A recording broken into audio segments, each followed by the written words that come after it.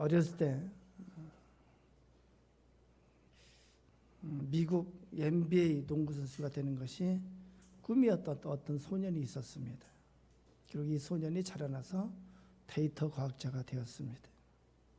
그래서 이 과학자가 이 빅데이터를 통해서 NBA 농구 선수가 되는데 무엇이 필요한지 여러 가지 요소들을 조사해 봤습니다. 우리가 당연히 알듯이 첫째로는 큰 키가 농구 선수가 되는데 필요한 것이 당연합니다. NBA 농구 선수의 평균 키는 약 2m입니다. 그리고 미국 남성의 평균 키는 약 175cm입니다. 그리고 키가 2cm 클 때마다 NBA에 진출할 가능성은 약 2배가 더 높아진다고 합니다. 그래서 210cm의 남성은 208cm인 남성보다 NBA에 진출할 가능성이 2배가 높습니다. 이 사람이 이런 질문을 가졌습니다. 그렇다면 과연 가정의 그 역량이 어떨까? 그래서 가난한 가정 출신과 중산층 안전한 가정 출신 중에 NBA에서 성공할 가능성은 어느 쪽이 더 높을까? 이런 질문을 했어요. 어느 쪽이 더 높을까요? 대부분 사람들이 가난하게 자란 선수가 성공 확률이 더 높을 것으로 생각을 합니다. 홀로 어머니나 열악한 환경에서 어렵게 성장하면 헝그리 정신으로 무장이 되어서 경쟁이 치열한 스포츠에서 투지를 키울 수 있을 것이라고 생각을 합니다. 이분이 많은 인터뷰를 했는데 인터뷰 결과도 대부분 사람들이 NBA 선수 대부분이 가난하게 성장할 것이라고 대답을 했습니다. 그런데 모든 데이터를 가지고 분석해 본 결과가 다르게 나왔습니다. 흑인으로서 최고 NBA 선수들에게 있어서 NBA 선수 상위 100명을 대상으로 조사를 했는데 그들에게 평안하고 단란한 가정 환경이 성공의 큰 이점으로 작용하는 것으로 그렇게 조사가 됐습니다. 왜 중산층 가정의 아이들이 가난한 가정의 아이들보다 NBA에서 성공할 가능성이 많은 걸까 분석을 했습니다. 첫 번째는 가난한 아이는 키가 덜 자라는 경향이 있습니다. 어린 시절에 건강 관리와 영양 섭취가 나중에 키가 크는데 결정적인 역할을 한다는 것이 이미 밝혀진 것입니다. 이것은 이제 다 아는 사실이고, 두 번째 중요한 것이 이건데, 두 번째 중요한 것은 인간 관계 가운데서 잘 어울리고 잘 지내는 사회생활을 잘하는 그 사회성 면에서 차이가 나기 때문에 그렇습니다. 학자들은 취약아동 수천 명에 관한 데이터를 통해서 부모가 있는 중산층 가정 출신이 사람을 신뢰하고 또 절제력이나 인내력이나 집중력을 갖춘 그런 사람으로 자랄 수 있는 가능성이 높은 것을 알아냈습니다. 이런 예를 그 책에서 이제 기록하고 있습니다. 1990년대에 아주 재능 있는 농구 유망주였던 더그 렐이라는 청년이 있었습니다. 그가 코네티컷 대학교의 농구 선수였을 때 그 대학교 코치가 유명한 짐 칼훈이었습니다. 짐 칼훈은 렐에 대해서 그는 그 어떤 선수보다 높이 점프할 수 있고 NBA에서 뛰어난 선수가 될 유망주였다고 그렇게 말을 합니다. 근데 이 렐이 어려운 환경에서 성장했습니다. 그는 시애틀에서 가장 범죄가 많은 블러드 앨리에서 성장했고 싱글맘 아래에서 자라났습니다. 렐은 대학 시절에 그 뛰어난 농구 실력에도 불구하고 주위 사람들과 끊임없이 충돌을 했습니다. 다른 선수들을 무시하고 비웃고 코치들에게 시비를 걸고 팀의 규율에 따르지 못하고 자꾸 어긋나는 행동을 하기가 다반사였습니다. 위법 행위도 저질렀습니다. 상점에서 신발을 훔치다가 경찰에게 체포되었습니다. 결국 이 코치는 그를 팀에서 방출했습니다. 렌은 워싱턴 대학교에서 두 번째 기회를 얻었습니다. 그러나 그곳에서도 사람들과 잘 지내지 못하고 항상 충돌했습니다. 렌은 NBA 드래프트에서 결국 선발되지 못했고 하이리그를 전전하다가 어머니의 집으로 돌아갔고 결국은 폭행죄로 감옥에 가게 됐습니다. 렌은 2000년도 시애틀 타임즈와의 인터뷰에서 이렇게 말했습니다. 내 경력은 끝났습니다. 나의 꿈, 나의 포부는 끝장났습니다. 더그레는 죽었습니다. 그 농구 선수, 그 녀석은 죽었습니다. 끝입니다. 렌은 NBA 선수는 물론이고 전설적인 선수가 될 만한 자질을 갖고 있었습니다. 하지만 그의 기질, 그의 사회성은 대학팀에서도 어울리지 못할 정도로, 대학팀에서도 자리를 잡을 수 없을 정도로 형편이 없었습니다. 만약에 그가 안정적인 건강한 가정에서 자랐더라면 제2의 마이클 조던이 됐을지도 모릅니다. 전설적인 인물이 된 마이클 조던 역시 수직 점프 능력이 뛰어났습니다. 또한 자존심도 강하고 경쟁심도 강했습니다. 한마디로 성격이 렌과 크게 다르지 않았습니다. 조던도 다루기 어려운 아이가 될 수 있었습니다. 12살 때 싸워서 학교에서 쫓겨나기도 했습니다. 하지만 그에게는 렌에게 없는 한 가지가 있었습니다. 그것이 뭐냐면은 안정적인 중산층의 양육 환경이었습니다. 아버지는 제너럴 일렉트릭의 장비 관리자였고 어머니는 은행원이었습니다. 그들은 아들이 농구 선수로서 경력을 키워가는데 큰 도움을 줬습니다. 조던의 인생에는 경쟁심 강하고 재능 있는 사람이 빠질 수 있는 함정에서 지켜준 가족의 이야기로 가득합니다. 조던이 학교에서 쫓겨난 후에 어머니는 그를 데리고 직장에 나갔습니다. 조던은 주차장에 주차된 어머니 차에서 책을 읽으면서 기다려야 했습니다.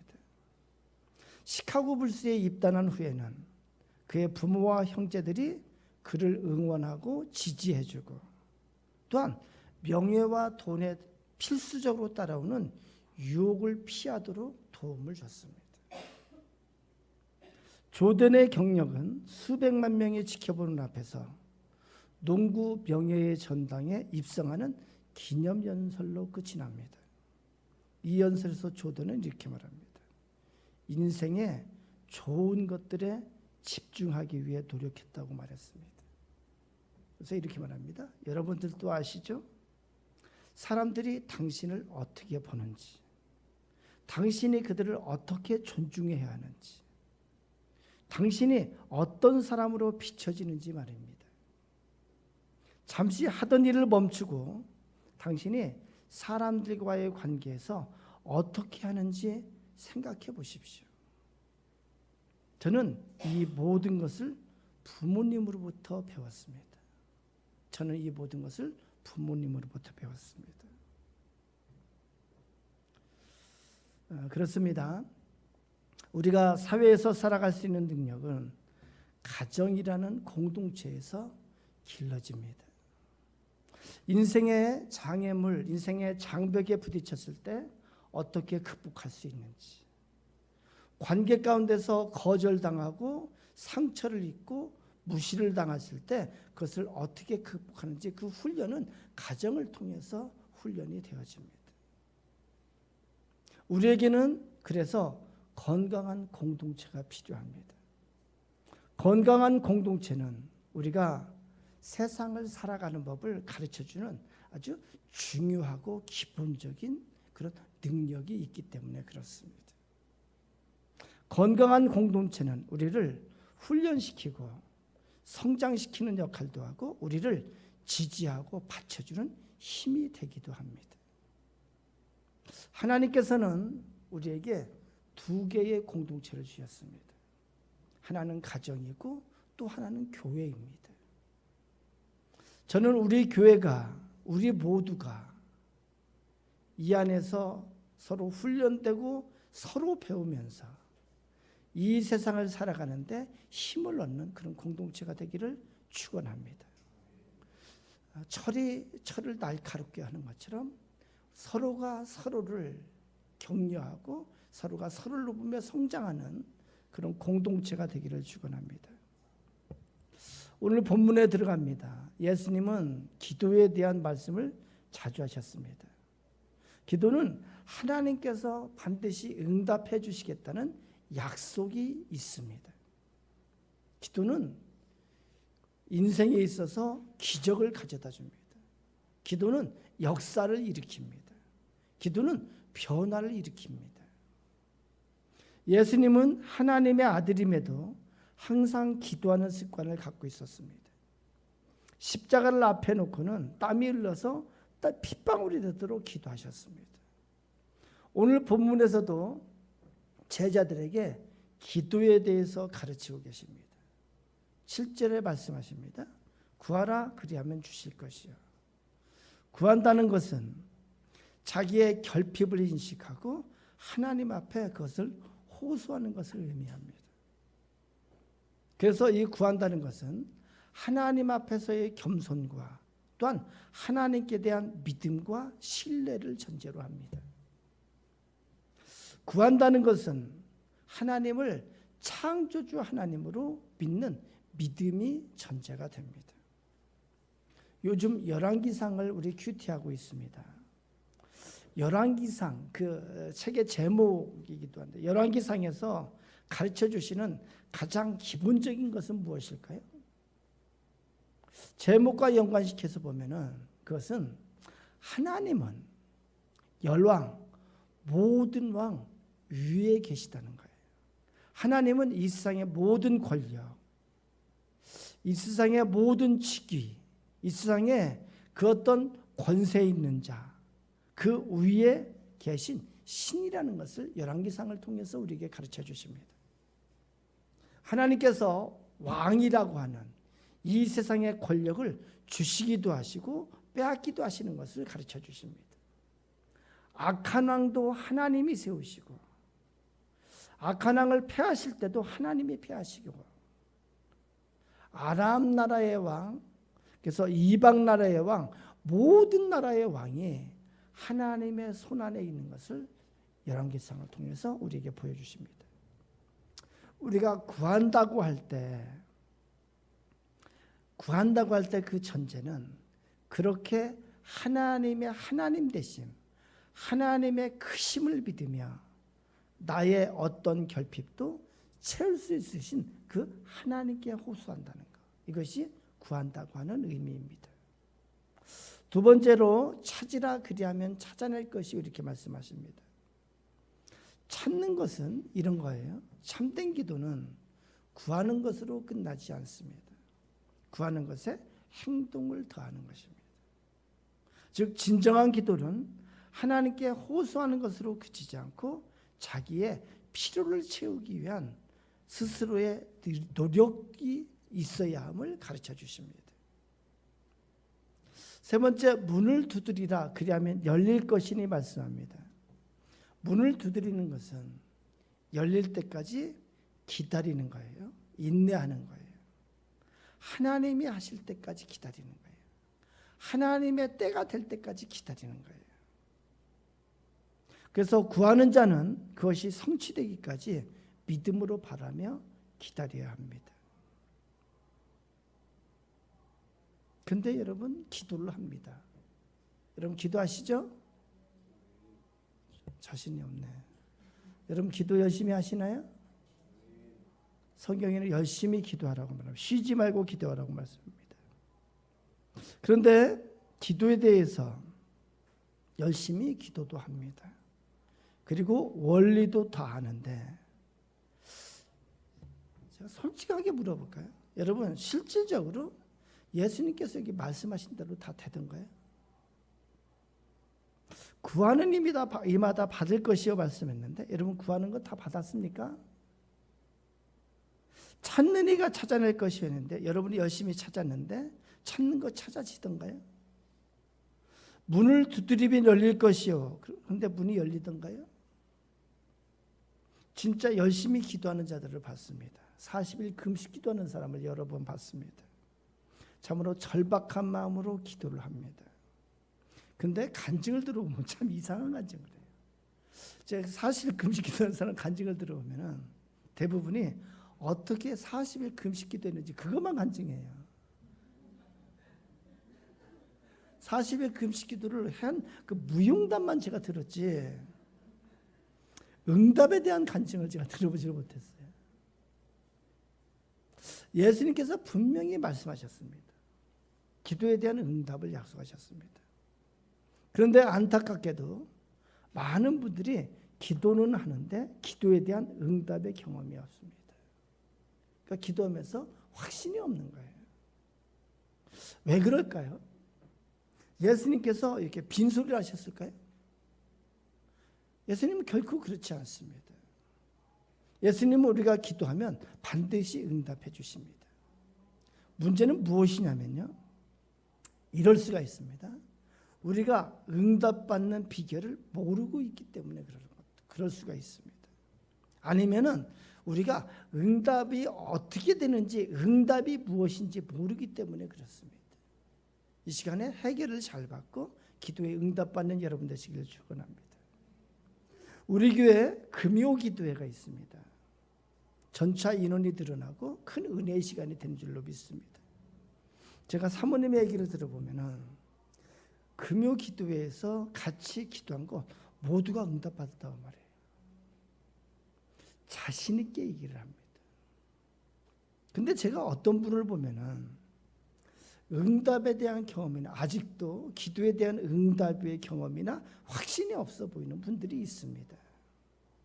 왜 서로 다를까요? 응답에 대한 개념이 달라서 그런 것 아닐까요? 오늘 말씀 9절에 예수님이 말씀하십니다. 누가 아들이 떡을 달라는데 돌을 줄 사람이 있겠느냐? 예수님은 우리의 필요를 외면하지 않으신다고 말씀합니다. 떡을 달라 하는데 엉뚱하게 돌을 주시는 그런 엉터리가 아니라고 말씀하십니다.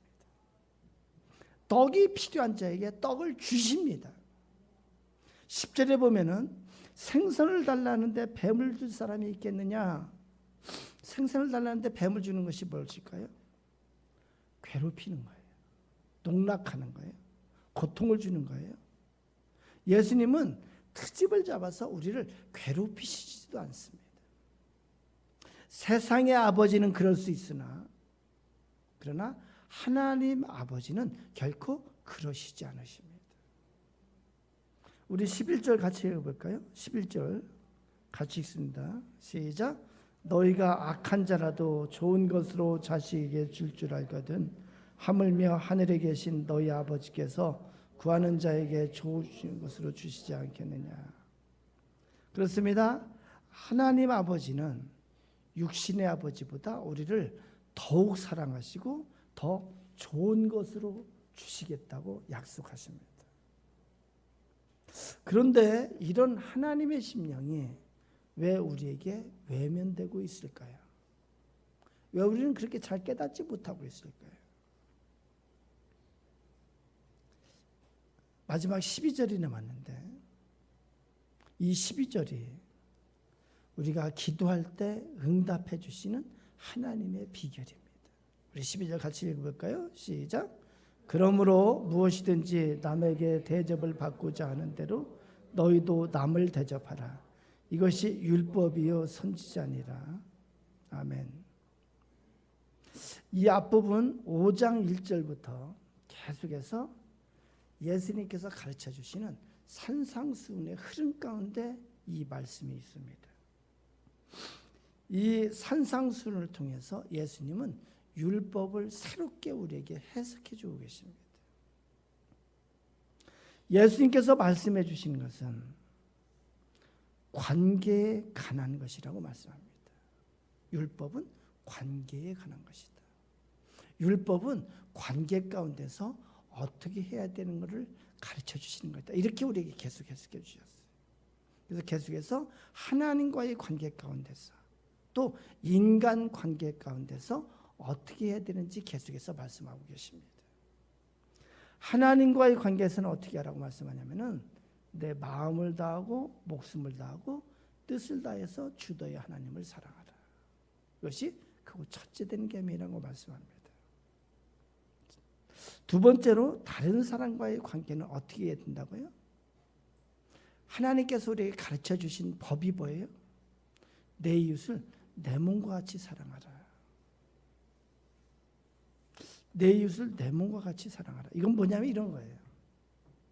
내가 존중받기를 원하지 않니? 그럼 네가 먼저 다른 사람을 존중해 주라. 네가 다른 사람에게 대접받기를 원하냐? 그럼 네가 먼저 다른 사람을 대접해 주라. 네가 다른 사람으로부터 높임 받기를 원하냐? 그럼 네가 먼저 다른 사람을 높여 주라. 네가 다른 사람에게 칭찬받기를 원하냐? 그럼 너도 네가 먼저 다른 사람을 칭찬해 주라. 네가 다른 사람으로부터 친절을 받기를 원하냐? 그럼 네가 먼저 다른 사람에게 친절해 주라. 네가 다른 사람에게 인정받기를 원하냐? 그럼 네가 먼저 다른 사람을 인정해 주라. 이것이 주님께서 여기 산상수훈에서 말해주는 말씀이에요. 로마서 13장 8절 9절은 율법을 주신 하나님의 뜻에 대해서 잘 설명하고 있습니다. 우리 로마서 10장 8절 9절 한번 읽어봅니다. 시작. 피차 사랑의 빛 외에는 아무에게든지 아무 빛도 지지 말라. 남을 사랑하는 자는 율법을 다 이루었느니라. 간음하지 말라, 살인하지 말라, 도둑질하지 말라, 탐내지 말라 한 것과 그 외에 다른 계명이 있을지라도 내 이웃을 내 자신과 같이 사랑하라 하신 그 말씀 가운데 다 들었느니라. 이런 거예요. 사랑하는데 어떻게 간음하지 말라, 남의 가정을 파괴하는 그런 간음을 할 수 있느냐. 사랑하는데 어떻게 다른 사람을 무시할 수 있느냐. 이거 사랑하는 거예요. 사랑하는데 어떻게 미워할 수 있느냐. 사랑하는데 어떻게 시기 질투를 할 수 있느냐. 사랑을 하는데 어떻게 험담을 하고 사랑을 하는데 어떻게 비판을 하고 할 수 있느냐. 12절 말씀을 다시 읽으면은 그러므로 무엇이든지 남에게 대접을 받고자 하는 대로 너희도 남을 대접하라. 이것이 율법이요 선지자니라. 12절 말씀 이것과 연관해서 하나님께서 우리의 기도에 응답해 주시는 방법에 대해서 가르쳐 주십니다. 첫째는 전제가 뭐냐면은 하나님은 우리에게 사람을 통해서 응답해 주신다는 거예요. 하나님은 우리에게 관계를 통해서 하나님께서 우리에게 응답해 주신다는 거예요. 우리는 기도 응답에 대한 선입견이 저 같은 경우에는 좀 잘못되어 있었어요. 우리는 우리나라에 그 잘못 전해져 내려오는 이 전래 동화 때문에 많이 영향을 받은 것 같아요. 흥부돌부를 보면은 어느 날 착한 흥부에게 박이 떨어져요, 그죠? 그래서 거기서 뭐 보화가 나와요. 우리는 하나님의 은혜와 하나님의 복을 자칫하면 그런 식으로 선입견이 그렇게 많이 되어 있는 경우가 있습니다. 그래서 기도 응답 그러면은 하늘에서 뭐가 뚝 떨어지는 것만 항상 생각을 하는 거예요. 특별한 방법으로 우리에게 뭐가 막 이렇게 크게 막 일어나는 것을 생각을 합니다. 이것이 기도의 응답에 대한 잘못된 생각이에요. 여러분 한번 잘 생각해 보실래요? 하나님이 어떻게 여러분의 기도에 응답하셨는지 한번 생각해 봐요.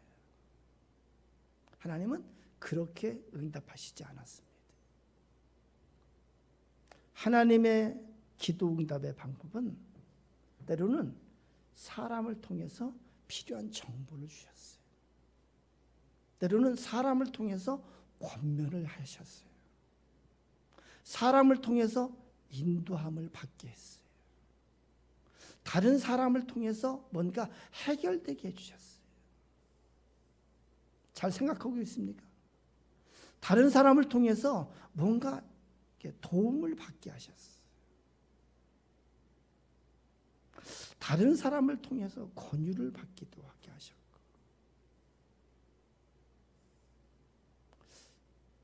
잘 생각이 되나요?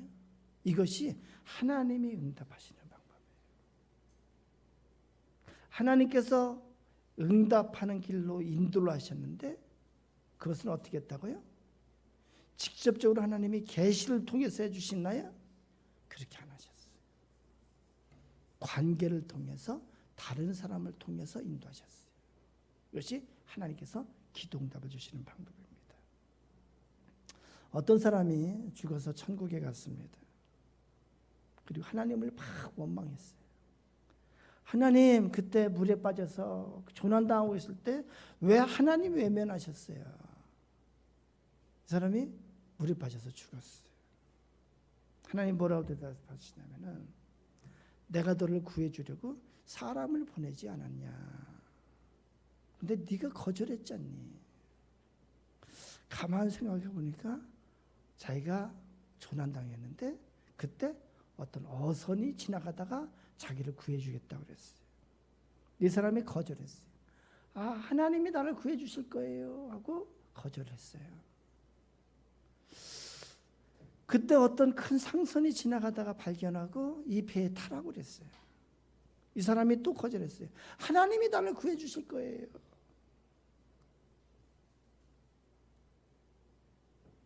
그러다가 물에 빠져 죽었습니다. 그렇습니다. 하나님은 사람을 통해서 응답하십니다. 내 기도에 대해 내 기도를 들으시고 하나님께서 다 응답하십니다. 사람을 통해서, 때로는 환경을 통해서. 기도의 응답을 특별한 기적으로 응답한다고 생각하는 사람은 자칫하면은 나는 기도에 응답받은 것 없어 이렇게 말하기가 쉽습니다. 이 사람은 사람을 통해서 되어진 것이 그저 우연이 된 것이고, 그리고 모든 것이 다 내가 한 것이라고 그렇게 생각을 합니다. 그래서 기도 응답에 대한 확신을 가지지 못한 경우가 많이 있습니다. 그래서 우리는 기도 응답의 방법에 대해서 생각을 바꿔야 돼요. 그리고 수시로 기도할 때마다 깨달아야 돼요. 하나님께서 내 기도에 어떻게 인도해 주시는지를 생각해 봐야 돼요. 이제 어떻게 해야 기도의 응답을 받을까요? 12절에 그러므로 무엇이든지 남에게 대접을 받고자 하는 대로 너희도 남을 대접하라. 이건 이런 거예요. 기도에 응답받고자 하느냐? 그러면은 다른 사람의 필요에 응답하는 자가 되어라. 이런 얘기예요. 잘 들리세요? 기도에 응답받기를 원하느냐? 그러면은 다른 사람이 구하는 것에 그것을 얻게 해주는 자가 되라. 네가 먼저 다른 사람이 찾는 것을 찾게 해주는 자가 되라. 다른 사람이 문을 두드릴 때 네가 열어주는 사람이 되라. 그러면 하나님께서 또 다른 누구를 통해서 너희 기도에 응답하실 것이다. 이렇게 말씀하시는 거예요. 다르게 말하면은 기도의 응답을 원하느냐? 그러면 너의 관계 가운데 사랑을 심어라. 기도의 응답을 원하느냐? 관계 가운데 친절을 심어라. 기도의 응답을 원하느냐? 너의 관계 가운데 대접하는 일을 심어라. 기도의 응답을 원하느냐? 관계 가운데서 존귀하게 대접하는 것을 심어라. 그러면 네가 누군가를 통해서 하나님께서 내 기도에 응답해 주실 것이다. 이렇게 말씀하시는 거예요. 할렐루야. 조지 볼트라는 사람의 일화입니다.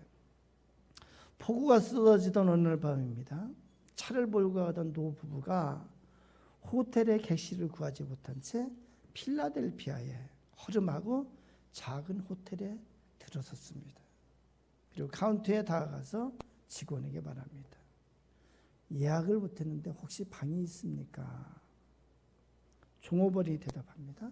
잠시만 기다려 주시겠어요? 그래서 그 호텔에 빈 방이 없어서 이 직원은 다른 호텔에 계속 수소문을 해봤습니다.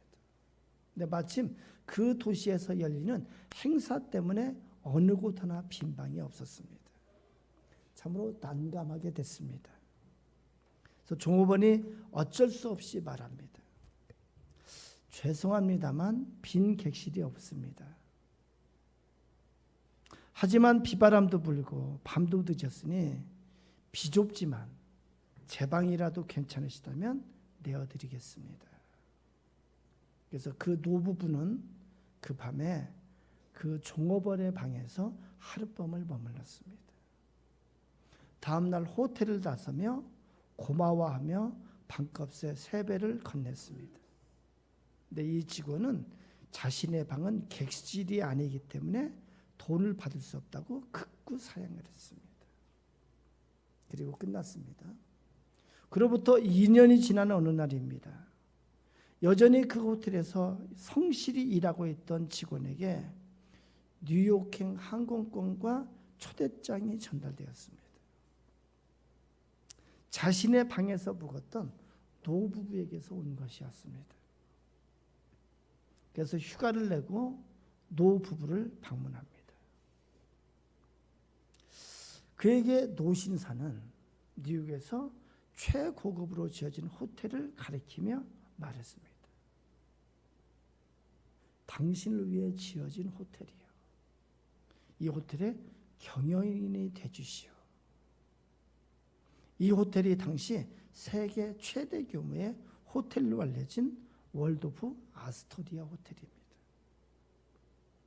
이 호텔의 초대 경영자로 세계 굴지의 호텔 체인을 일궈낸 조지 볼트의 유명한 일화입니다. 비슷하지 않나요? 이것이 비슷하게 무엇이든지 남에게 대접을 받고자 하는 대로 너희도 남을 대접하라. 다른 사람을 대할 때 여러분 나에게 이렇게 해주면 좋겠다. 그렇게 남에게 대해주라는 거예요. 나를 이렇게 해주면 좋겠다 할 때 그런 식으로 남을 대해주라는 거예요. 이것이 모든 관계 가운데에서 그리스도인이 취할 자세라고 성경은 우리에게 가르쳐 주십니다. 그러한 삶을 살 때 하나님께서 우리의 기도를 들으시고 그 누군가를 통해서 우리의 기도에 응답해 주시겠다고 약속을 하십니다. 전도서 11장 1절에 이렇게 기록을 합니다. 너는 내 떡을 물 위에 던져라. 여러 날 후에 도로 찾으리라. 그렇게 하나님께서 말씀하십니다. 너희는 세상에 빛과 소금으로 살아라. 그러면 하나님 아버지가 너희 기도에 사람을 통해서 응답하실 것이다. 똑같은 의미예요. 사랑하는 여러분, 혹시 기도만 하고 계십니까? 기도의 능력을 믿으며 기도로 여러분 앞에 있는 산을 무너뜨리려 하십니까? 그런데 기도한다는 이유로 남편을 등한시하고 있지 않습니까? 남편을 무시하고 있지는 않습니까? 기도한다는 이유로 자녀를 등한시하고 있지는 않습니까? 기도한다는 이유로 직장 일을 등한시하고 있지는 않습니까? 기도한다는 이유로 직장 동료와의 관계를 등한시하고 있지 않습니까? 기도한다는 이유로 다른 사람과의 관계를 소홀히 하고 있지는 않습니까? 여러분은 어떤 이웃입니까? 여러분 스스로 좋은 이웃입니까? 여러분의 인간 관계 가운데서의 여러분의 모습을 보시고 하나님께서 여러분을 어떻게 평가하고 계실까요? 여러분의 인간 관계 가운데서 여러분의 모습을 보시고 하나님께서 어떻게 응답을 해주시면 좋으실까요? 하나님은 기도 응답의 통로로 우리 주위의 사람을 찾고 계십니다. 기도 응답을 위한 지혜는